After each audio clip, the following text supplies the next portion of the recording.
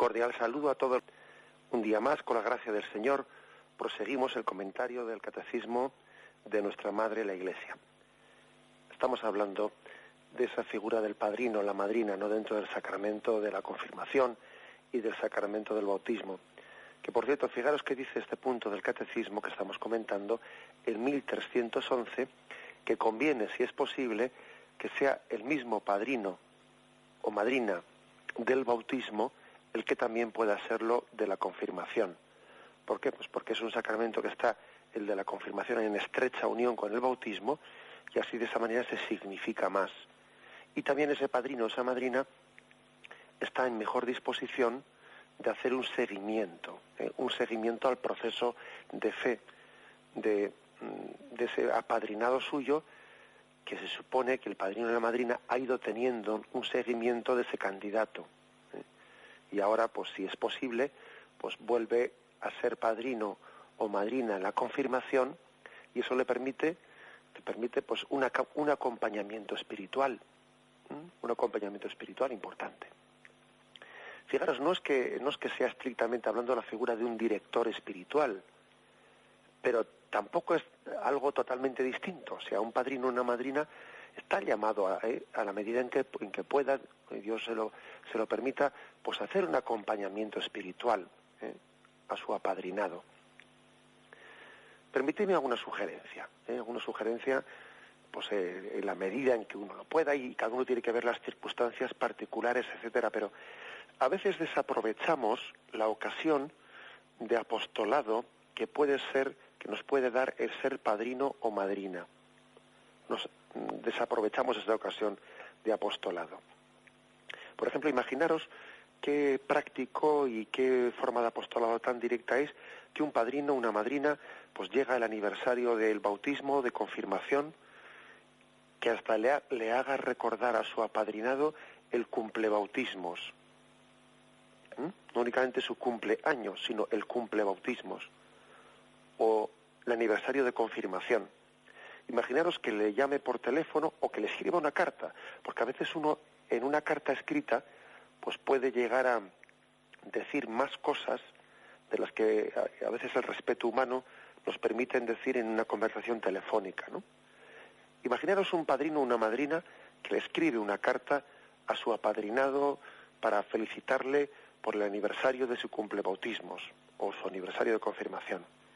Y le recuerda y le pide al Espíritu Santo que le ilumine unas palabras, ¿no? Y le dice, pues recuerda que recibiste el don del Espíritu Santo, recuerda que el Espíritu Santo se infundió en ti aquel día para que fueses un hijo fiel de Dios. Y en medio de este mundo materialista, ¿no?, en el que vivimos, no te olvides de que lo principal es que busques el reino de Dios, ¿no? Y lo demás se nos dará por añadidura. Que tu principal éxito no va a ser sacar la carrera adelante o buscar un puesto importante de trabajo bien pagado, ¿no? Que tu principal éxito va a ser conforme a la voluntad de Dios en tu vida. Imaginaros un padrino y una madrina que, tomando en serio, ¿no?, pues esa vocación, por ejemplo, tiene esa costumbre de escribir una carta a su apadrinado en ese aniversario. Pues la verdad es que yo creo que en la mayoría de los casos desaprovechamos esa vocación de ser padrino y madrina. Y fijaros que digo vocación, que también es una llamada de Dios, ¿no?, pues al apostolado, ¿no? La desaprovechamos. Luego a veces dice uno, es que no sé cómo hacer apostolado. Bueno, pues es que comencemos por lo que se nos ha encomendado a través del sacramento, ¿no? El hecho de ser padrino o madrina, aprovechémoslo, que es una forma directa de poder dar testimonio de Jesucristo. Igual que el ser sacerdote, ¿no? Pues como es mi caso, pues alguien le permite tener, entre comillas, ¿no?, pues tener el marco en el que uno puede predicar la palabra de Dios. También ser padrino y madrina pues nos da un buen marco para predicar, para testimoniar a Cristo, ¿no? Aprovechémoslo, cada uno tiene que verlo en sus circunstancias, etcétera. Incluso también he sido testigo en algún caso de algún fiel, de algún devoto católico, ¿no?, de esos que ha preparado su muerte, de esos que el Señor le ha concedido la gracia de ser consciente de que se estaba preparando para el encuentro con el Señor, ¿no?